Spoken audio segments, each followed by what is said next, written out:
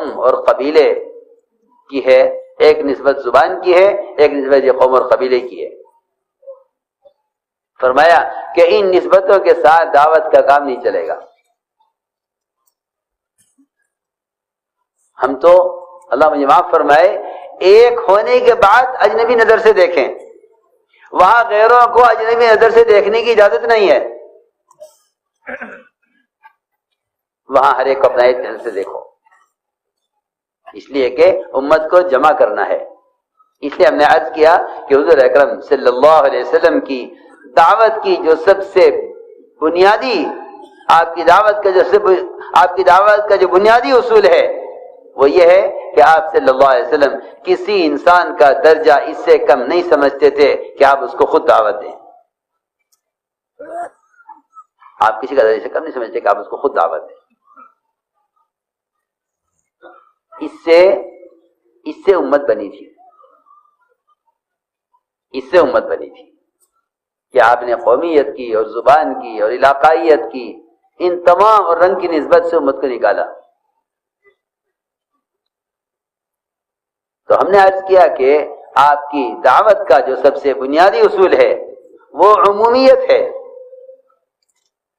وہ عمومیت ہے تاکہ خیر امت میں عام ہو جائے، خیر امت میں عام ہو جائے۔ دوسری بات میں نے شروع میں عرض کی تھی کہ ایک آپس کی اجتماعیت اور دوسرا دعوت کی عمومیت، یہ اللہ رب العزت کی غیبی مددوں کے اترنے کا اصل سبب ہے۔ سن لے دھیان سے یا نہیں؟ کسی اور کام میں مت لگنا، کوئی حرام کام اس مجلس میں نہ ہو، ورنہ محرومی ہوگی سب کی۔ کسی حرام کام میں مت لگنا۔ یہ ملائکہ کے نزول کی اور ملائکہ کے اپنے پروں سے مجمع کو گھیر لینے کی یقینی طور پر مجلس ہے، اس میں کوئی شک نہیں ہے۔ صحیح حدیث پر غور کرو اور سمجھو کہ اللہ کے گھروں میں سے یا کسی بھی جگہ ایمان والے اگر عبادت اور دعوت اور دین کی نسبت پر جمع ہوتے ہیں اور اللہ تعالیٰ کے تذکرے کرتے ہیں، فرشتے میں پروں سے آسمان تک گھیر لیتے ہیں ان کو۔ یہ ذکر کے مجلسیں ہیں، اس میں کسی قسم کی غفلت اور کسی گناہ کی گنجائش نہیں ہے، کیونکہ توبہ کی نسبت پر جمع ہوئے ہیں۔ دوسری بات میں نے عرض کی ہے کہ آپ کی دعوت میں عمومیت ہے کہ آپ ہر شخص کی طرف خود جا کر دعوت دینا چاہتے ہیں، خود جا کر دعوت دینا چاہتے ہیں۔ اللہ نے غیبی نصرتیں انفرادی دعوت کے ساتھ رکھی ہیں۔ کسے کہتے ہیں غیبی نصرت؟ ایسے حالات کا پیش آنا جس سے غیر اسلام کو قبول کرنے پر مجبور ہو جائیں، اس کو غیبی نصرت کہتے ہیں۔ مضامین، واقعات، کتابیں، یہ تو سب مشاہدے کی چیزیں ہیں۔ ہمیں جو سب سے بنیادی چیز ملی ہے وہ دعوت کے ساتھ ایسے واقعات کا پیش آنا غیب سے جس سے غیروں کے لیے سوائے اسلام کو قبول کرنے کا اور کوئی راستہ نہ ہو۔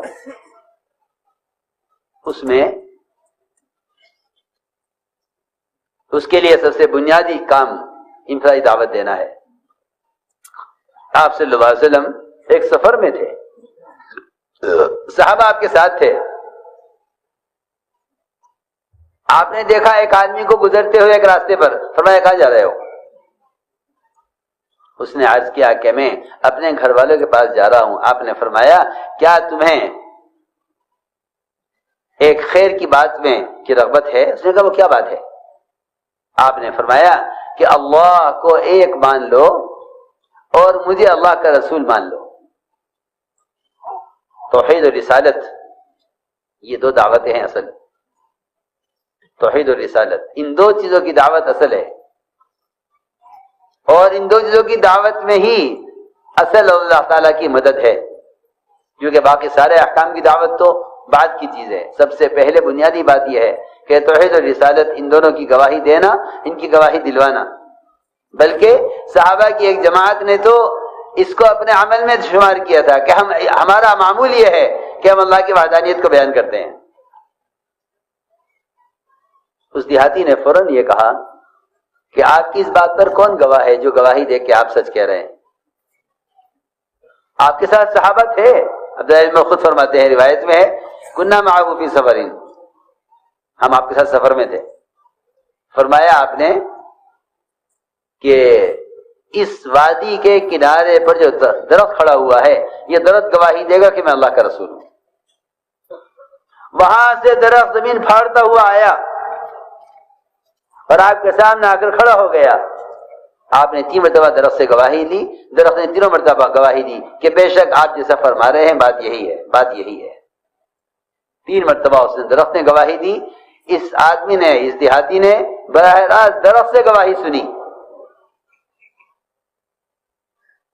یہ گواہی سن کر اس نے اسلام قبول کیا اور یہ کہہ کر گیا کہ میں اپنی قوم کو دعوت دے کر انہیں آپ کے پاس لے کر آتا ہوں۔ میرے دوستو عزیزو، اللہ تعالیٰ کی غیبی مددیں وہ انفرادی دعوت کے ساتھ ہیں، بشرطیہ کہ ہم کسی کو اپنی محنت اور میدان سے باہر نہ سمجھیں۔ ہر ایک کو دعوت، ہر ایک کو دعوت۔ حضور اکرم صلی اللہ علیہ وسلم نے سفر ہجرت میں، جبکہ سفر بہت خطرے کا سفر تھا، آپ کی تلاش میں ہر طرف گھوڑے دوڑائے ہوئے تھے، انعامات کے اعلانات ہو رہے تھے کہ جو نعوذ باللہ آپ کو زندہ یا مردہ کی حال میں پکڑ لائے اس کے لیے انعامات ہیں۔ لیکن اس خطرے کے سفر میں آپ نے مشورہ بھی کیا کہ کدھر سے جانا چاہیے۔ صحابہ نے عرض کیا کہ یہ ایک راستہ ہے، مگر اس راستے میں ڈاکو رہتے ہیں، اس راستے میں ڈاکو رہتے ہیں۔ فرمایا کہ ہمیں ڈاکوؤں کے راستے سے ہی جانا ہے۔ کیوں؟ میرا عزیز دوستو، قرآن کا یہ وعدہ ہے اور یہ فیصلہ ہے کہ جو اللہ کا پیغام بندوں تک پہنچائیں گے، اللہ قیامت تک ان کی حفاظت اس طرح کریں گے جس طرح اللہ نے محمد صلی اللہ علیہ وسلم اور آپ کے صحابہ کی حفاظت کی ہے۔ پکی بات ہے۔ بلغ ما انزل الیک من ربک فإن لم تفعل فما بلغت رسالتہ، آپ پر جو احکام نازل ہوئے ہیں اور جس کام کے لیے ہم نے آپ کو بھیجا ہے، آپ اس کی دعوت خود جا کر دیجئے، اور اگر آپ کو خطرہ ہے واللہ یعصمک من الناس، تو اللہ تعالیٰ آپ کی لوگوں سے حفاظت کرنے والے ہیں۔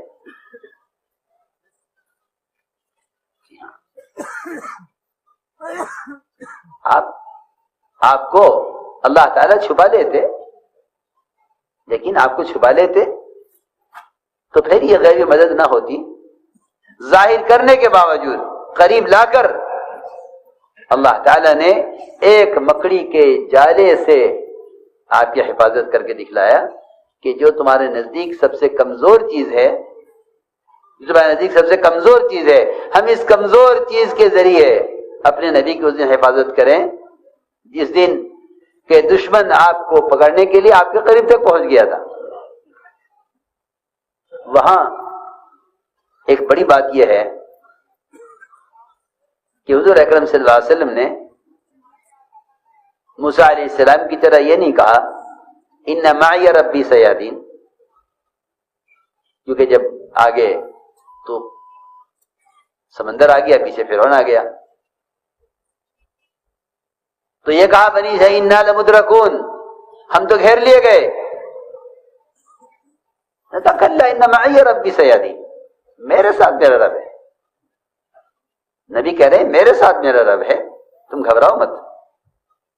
اور یہاں جب یہ فرمایا ابوبکر رضی اللہ تعالیٰ عنہ نے کہ یہ یہاں تک پہنچ گئے ہیں، اگر ذرا سا جھکیں گے تو ہمیں دیکھ لیں گے، آپ نے فرمایا لا تحزن ان اللہ معنا، جو اللہ کا وعدہ میرے ساتھ اپنی معیت کا ہے وہی وعدہ ابوبکر تمہارے ساتھ ہے، یعنی جو وعدہ اللہ کی معیت کا میرے ساتھ ہے وہ وعدہ امت کے ساتھ ہے۔ اللہ معنا، اللہ ہمارے ساتھ ہے، یہ نہیں فرمایا ابوبکر تم گھبراؤ مت، اللہ میرے ساتھ ہے۔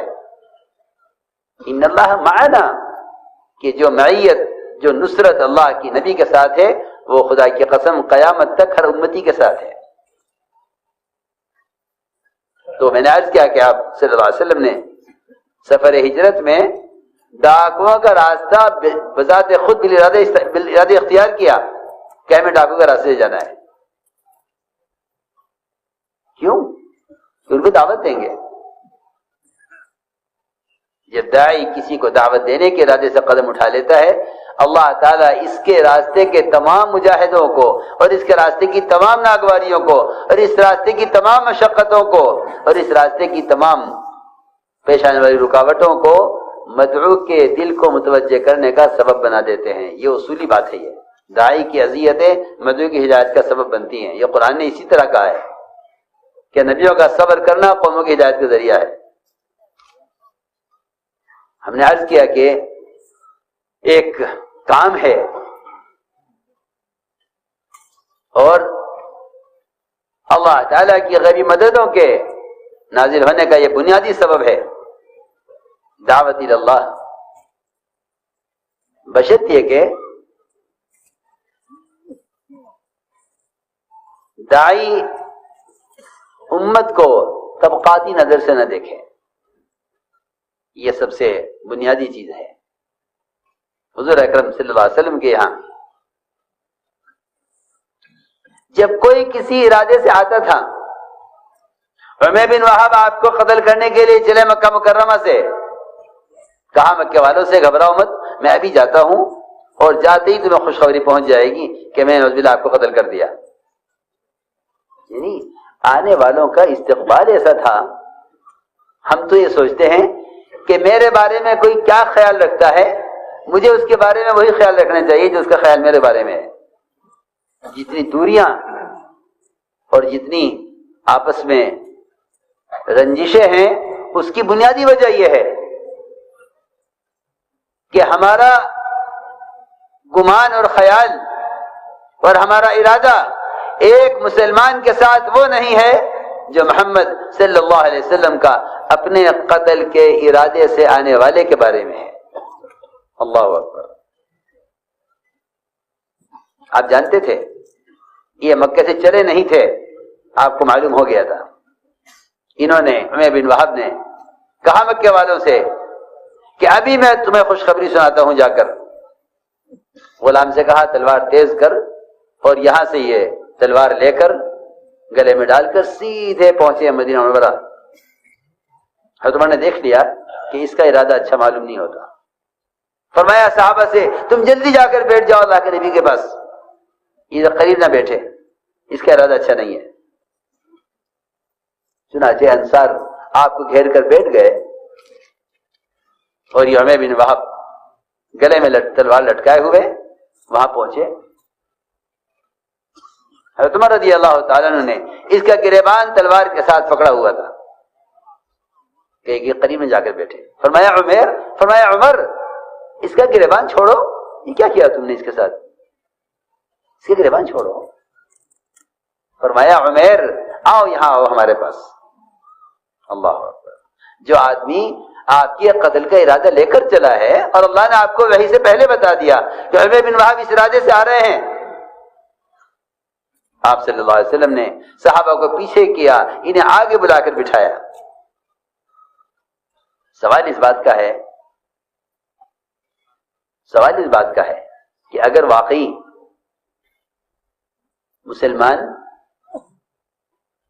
مسلمان کسی قوم، کسی قبیلے یا کسی طبقے کے آدمی کو اپنا دشمن سمجھتا ہے اور دشمنی کھلی ہوئی ہے، یہاں سوال اس بات کا پیش آتا ہے کہ تم نے اپنے دشمن کے ساتھ وہ معاملہ کیا یا نہیں جو معاملہ محمد صلی اللہ علیہ وسلم کا اپنے ستانے والوں کے ساتھ ہے۔ یہاں سوال انتقام بدلے کا نہیں ہے۔ کیوں؟ اس لیے کہ کام کرنے والوں کی بنیادی چاہت اور ان کے کام کا مقصد ساری انسانیت کو ہدایت پر لانا ہے. یہ دشمن کو اگر دوست کی نظر سے نہیں دیکھتے، اور اگر یہ دشمن کو محمد صلی اللہ علیہ وسلم کے طریقے کے مطابق اس کے ساتھ معاملہ نہیں کرتے، تو میں عرض کرتا ہوں کہ چلے چار میں لگا دینا یا اس کام سے نسبت حاصل ہو جانا یہ کوئی چیز نہیں ہے، یہ کوئی چیز نہیں ہے. جب تک کام کرنے والوں کی، ان کی نیتیں، ان کے ارادے، ان کے جذبات محمد صلی اللہ علیہ وسلم کے جذبات کے عین مطابق نہ ہوں، اس کام سے کوئی مناسبت نہیں ہے. اس کام سے نسبت کا حاصل کرنا آسان ہے، اس کام سے مناسبت پیدا کرنا ایک مجاہدے کا کام ہے. نسبتیں بہت آسان ہیں، آپ 3 دن لگا لو، چلہ لگا لو، آپ کو تبلیغی جماعت کی ہونے کی نسبت حاصل ہو جائے گی. سوال نسبت کا نہیں ہے، سوال تو دعوت کے اسلوب سے، اس مناسبت سے تعلق، اس مناسبت کے پیدا ہونے کا ہے جو مناسبت محمد صلی اللہ علیہ وسلم جو طریقہ محمد صلی اللہ علیہ وسلم کا تھا اس طریقے سے مناسبت ہو. اب آپ اندازہ کریں، ایک آدمی گلے میں تلوار لٹکا کر، تیز کرا کر، مکے والوں کو بتلا کر آپ کے قتل کے ارادے سے آیا ہے. فرمایا صحابہ سے ذرا پیچھے ہٹ جاؤ، عمیر آگے آؤ. کیسے آنا ہوا؟ یہاں بیٹھو. کیسے آنا ہوا؟ کہ میں تو بھائی کو لینے آیا ہوں. فرمایا نہیں، سچی بتاؤ کیوں آئے؟ کہ میں تو اسی کے لیے آیا ہوں. تلوار کیوں لائے؟ کہ ان تلواروں نے تو بڑا نقصان کیا ہے، کوئی فائدہ نہیں ہوا ان تلواروں سے. حالانکہ آئے اسی مقصد سے آئے ہیں کہ آتے آپ پر حملہ کریں گے. فرمایا نہیں عمیر، تم بتاؤ مکہ مکرمہ سے کعبے پر بیٹھ کر وہاں سے تم کیا فیصلہ کر کے چلے تھے، کیا ارادہ کر کے چلے تھے، اور تم نے مکے میں کیا مشورہ کیا تھا؟ بس اتنا کہنا تھا آپ کا. انہوں نے ساری ارادے ان کے ختم ہوئے اور فوراً انہوں نے کلمہ پڑھا، اشہد ان لا الہ الا اللہ و اشہد انک رسول اللہ. سوال اس بات کا ہے کہ تمہارا تمہارے دشمن کے ساتھ، تمہارا تمہارے مقابل کے ساتھ، تمہارے لیے برا چاہنے والے کے ساتھ تمہارا معاملہ کیا ہے؟ اگر معاملہ انتقام کا ہے تو یہ نبی کی نسبت نہیں ہے. اگر معاملہ انتقام کا ہے تو یہ نبی کی نسبت نہیں ہے، اس سے امت نہیں بنتی. اللہ اکبر. جب صحابہ کسی کو قید کر کے لے آتے تھے، اور کیونکہ قید کر کے لانا یہ مال لینے یا قتل کرنے کے لیے نہیں ہوتا تھا، بلکہ قید کر کے لانا اپنے ماحول میں رکھنے کے لیے ہوتا تھا، تاکہ یہ ماحول ان کے دل میں اسلام کی رغبت پیدا کر دے. آپ نے صحیح روایت میں فرمایا کہ تم کسی کو قتل کر کے قید کر کے میرے پاس لاؤ، مجھے اس سے زیادہ محبوب ہے کہ تم اسے مسلمان کر کے میرے پاس لاؤ. بلکہ روایت نے یہاں تک فرمایا کہ تم ایک آدمی کو دعوت دے کر اس کو مسلمان کر کے میرے پاس لے آؤ، یہ مجھے ہر اس چیز سے زیادہ محبوب ہے جس پر سورج طلوع ہوتا ہے. ایک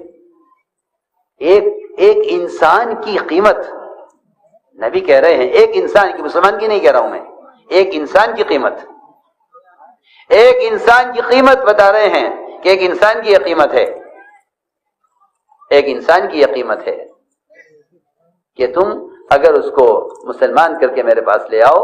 تو فرمایا حضور اکرم صلی اللہ علیہ وسلم نے کہ ہر وہ چیز جس پر سورج طلوع ہو رہا ہے، یعنی ساری دنیا، سارے بر و بحر اور جو کچھ اس کے اندر ہے، مجھے اس سب سے زیادہ محبوب ہے تمہارا ایک فرد کو دعوت دے کر اسے مسلمان بنا کر لانا. چنانچہ صحابہ اپنے ماحول میں لاتے،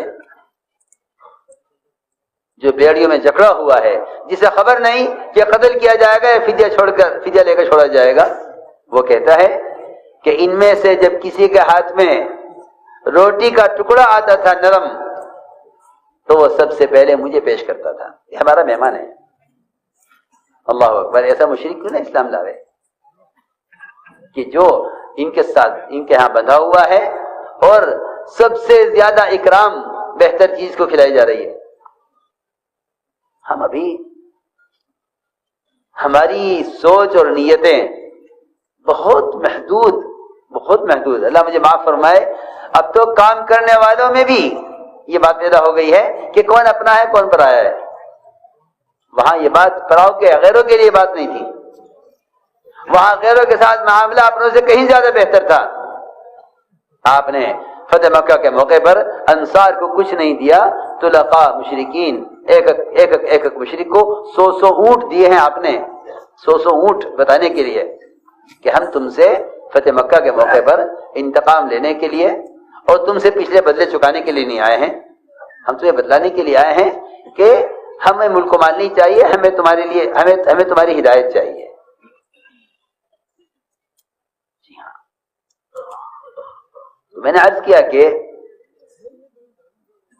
حضور اکرم صلی اللہ علیہ وسلم اور آپ کے صحابہ کا معاملہ میں آپ سے صراحتاً کہہ دیتا ہوں کہ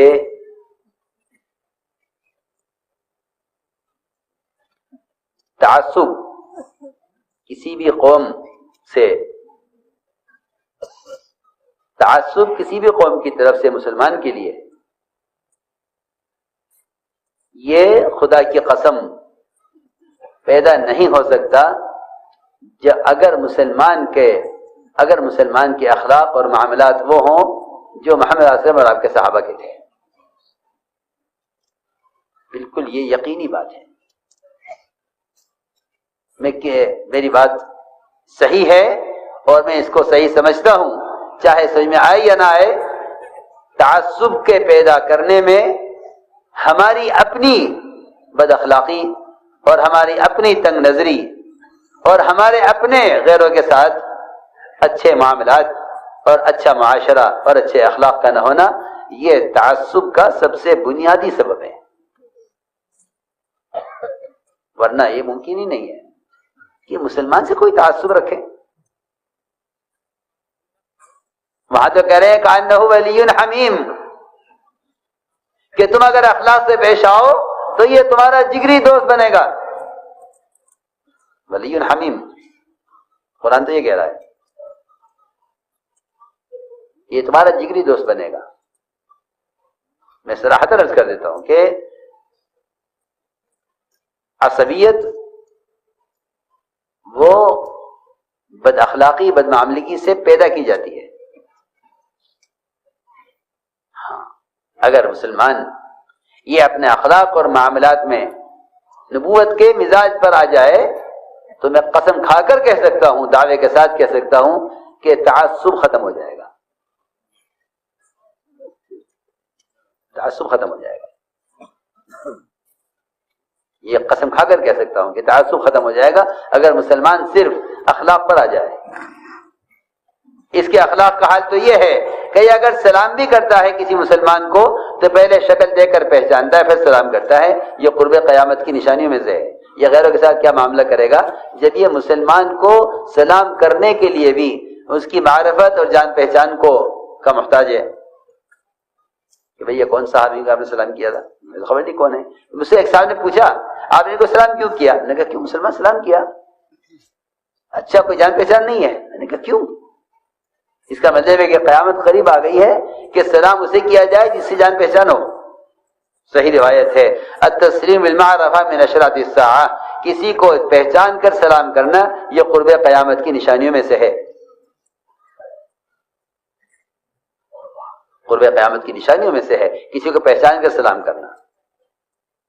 میں نے عرض کیا کہ حضور اکرم صلی اللہ علیہ وسلم کا معاملہ آپ کو ستانے والوں کے ساتھ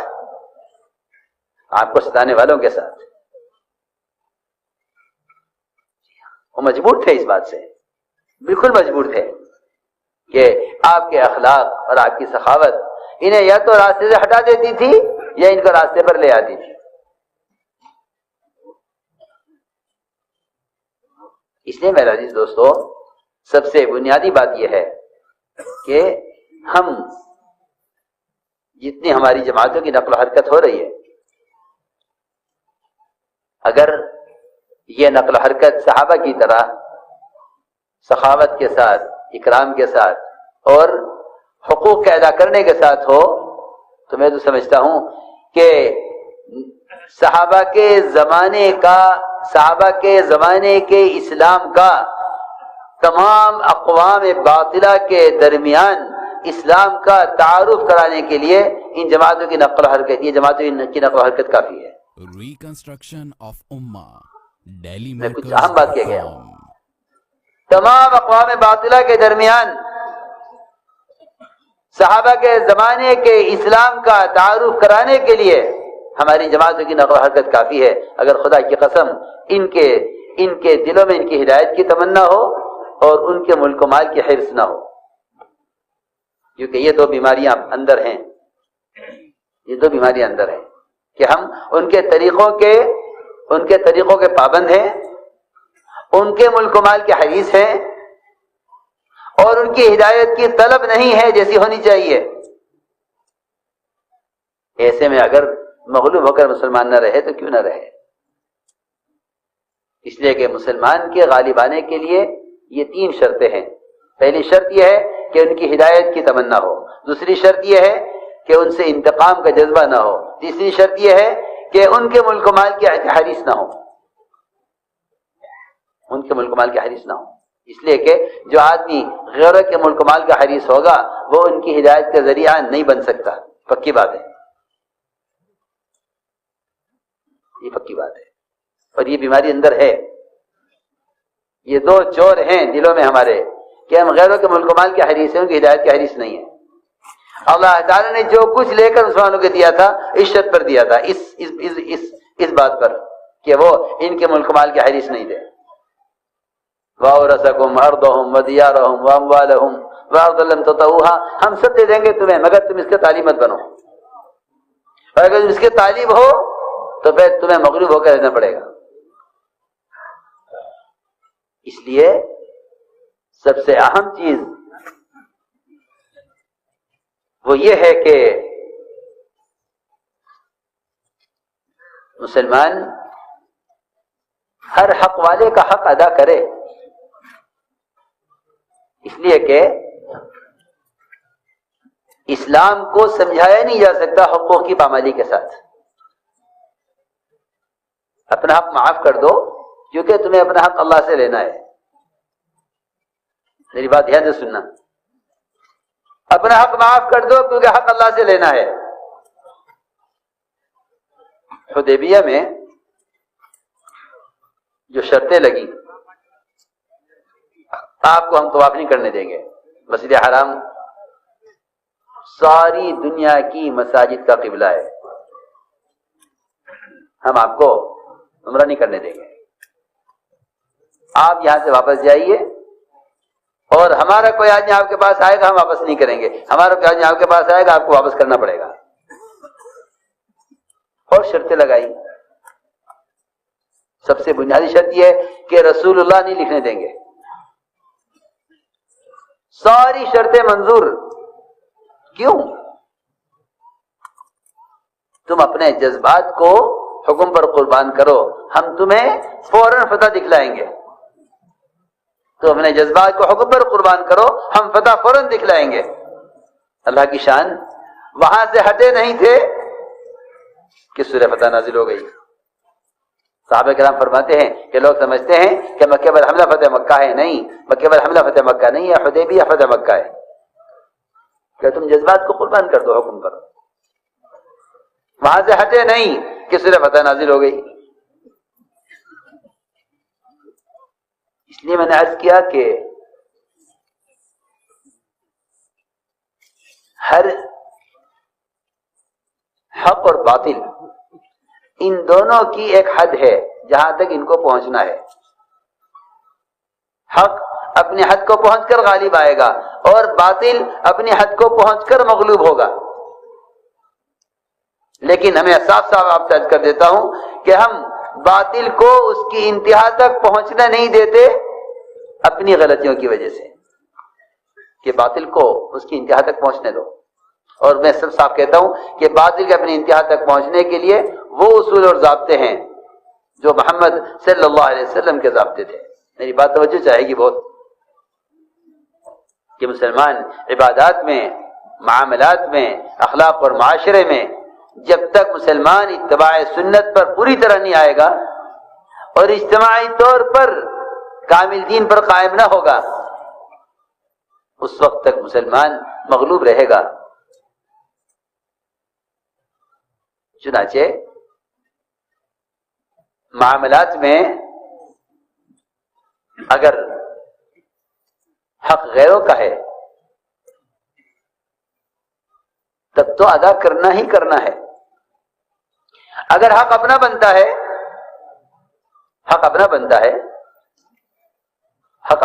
ہے تو جنہیں اپنا حق مخلوق سے لینا ہوتا ہے وہ لڑتے ہیں، اور جنہیں اپنا حق خالق سے لینا ہوتا ہے وہ نہیں لڑا کرتے. چھوڑ دو، بہت آسان بات ہے. لڑتے وہ ہیں آپس میں جنہیں حق مخلوق سے لینا ہوتا ہے، اور جنہیں حق خالق سے لینا ہوتا ہے وہ آپس میں لڑا نہیں کرتے. نہیں لڑتے، ہم خالق سے اپنا حق خالق سے لیں گے. جی ہاں، بہت آسان بات ہے. لڑتے وہ ہیں جو مخلوق سے حق چاہتے ہیں.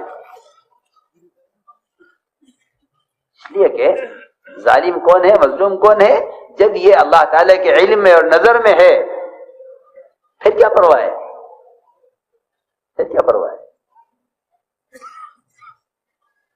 کہ صبر ایک واحد چیز ہے جس سے باطل اپنی انتہا کو پہنچ جاتا ہے جلدی، لیکن مسلمان کی بے صبری باطل کی مدت کو بڑھاتی ہے. سمجھے نہیں؟ مسلمان کی بے صبری یہ باطل کی مدت کو بڑھاتی ہے. چاہو باطل کی مدت کو بڑھا لو، چاہو کم کر لو، یا صبر کا دامن تھام لو یا صبر چھوڑ دو. یہ بہت اہم بات ہے. اگر ہم اس کی ذرا غور کر کے گہرائی کو پہنچیں تو میں نے عرض کیا کہ صبر اور سنجیدگی اور وقار، ہاں احتیاج یعنی ہم اللہ کے محتاج ہیں. ہم اللہ کے محتاج ہیں اور وہ ہمارے بارے میں جو بھی فیصلہ کریں گے وہ بہتر کریں گے. جی ہاں، اس لیے فرمایا کہ وقار، سنجیدگی اور صبر، کہ صبر سے بڑھ کر مدد کے لانے کا، اور صبر